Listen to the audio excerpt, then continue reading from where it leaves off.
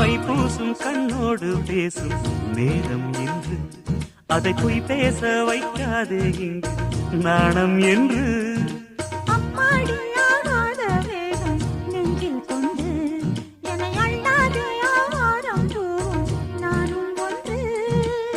கண் வைத்த பின்னாலே கை வைக்க கூடாதா?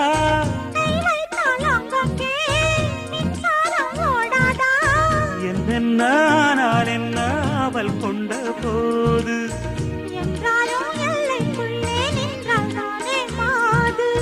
மார் மீதும் தோள் மீதும் சாய்ந்திருக்க